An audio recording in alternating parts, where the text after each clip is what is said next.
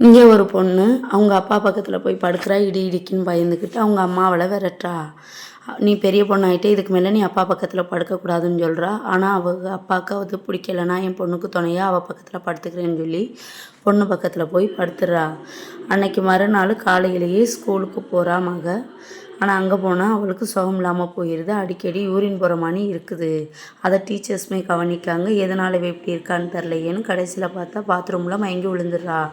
டாக்டரை கூப்பிட்டுட்டு செக் பண்ணுறாங்க. டாக்டர் செக் பண்ணதில் அவள் கன்சீவாக இருக்காங்கிறது தெரிய வருது. இதோட இந்த விஷயம் ஹெச்எம்க்கு போகுது.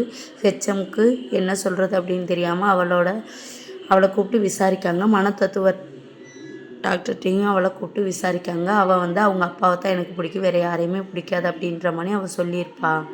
கடைசியில் அவள்கிட்ட நிறையா விசாரிச்சுட்டு அவளை அனுப்பிடுவாங்க. அப்புறம் அவள் அம்மாவையும் வர சொல்லியிருப்பாங்க. அவள் அம்மா என்னன்னு தெரிலையே அப்படின்னு பயந்துக்கிட்டு அவசரமாக ஸ்கூலுக்கு வருவாள்.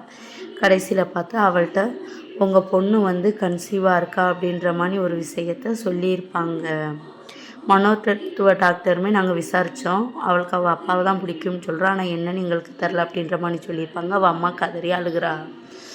அது என்ன நடக்குது அப்படின்மே தெரியாத அந்த பொண்ணு அம்மா அப்படின்ற மாதிரி கூப்பிட்றா. உடனே அந்த அம்மாவுக்கு கோவம் நீலாம் ஒரு பொண்ணா, நீ பேய் அப்படின்ற மாதிரி அந்த பொண்ணை அடித்து விரட்டுறா. அங்கே உள்ள எல்லாருமே அவளை தடுக்கிறாங்க. அந்த பொண்ணு பயந்துக்கிட்டு என்ன நடக்கு அப்படின்னு தெரியாத மாதிரி பார்த்துக்கிருக்கா. இந்த நிலையில் டீச்சர்ஸ் மீட்டிங் நடக்குது. அதில் உங்கள் மகளை பற்றி நாங்கள் விசாரித்தோம். அவளுக்கு பாய் ஃப்ரெண்டு யாரும் இல்லை, ஆனால் அவள் அப்பாவை தான் பிடிக்கும்னு சொல்கிறா. ஆனால் அவள் அப்பா மேலே தான் எங்களுக்கு சந்தேகமாக இருக்குன்ற மாதிரி சொல்கிறாங்க. அவளும் அதை நம்புகிறா. இதை பார்த்துக்கிட்டு இருந்த அந்த பொண்ணு அவள் அப்பாவுக்கு கால் பண்ணுறா. அவள் அப்பாட்ட பேசுகிறா. அவள் அப்பாவட்ட பேசிக்கிட்டு இருக்கும்போதே ஃபோனை ஆஃப் பண்ணிடுறாங்க டீச்சர்ஸ். என்னன்னு தெரியலையே அப்படின்ற மாதிரி அவரும் ஹெச்எம்க்கு பார்க்குறதுக்காக வர்றா. ஹெச்எம்மை பார்க்க வரும்போது உங்கள் பொண்ணு இப்படி கன்சீவாக இருக்கா அப்படின்ற மாதிரி சொல்கிறாங்க. அதை ஒருத்தன் ஃபோட்டோ எடுத்து அவங்க அப்பாவோட ஃபேஸை போட்டு தந்தையே பெண்ணை கெடுத்து விட்டார் அப்படின்ற மாதிரி போட்டு அந்த நியூஸை ரொம்ப வைரலாக்கி விட்டுறாரு. கடைசியில் அவர் அழுகிறாரு. அவரை வெளியே அடித்து துரத்துறாங்க. கடைசியில் இந்த நியூஸ் எல்லா பக்கமும் போகுது. எல்லாருமே பார்த்துட்டு அவரை இவன் தான் அப்படின்ற மாதிரி அவனை ப்ளேம் பண்ணுறாங்க. அவரால் ரொம்ப தாங்கிக்கிற முடியலை.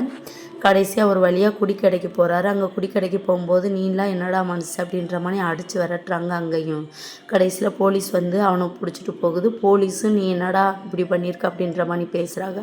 அவனுக்கு கோவம் போலீஸே அடிக்கான்.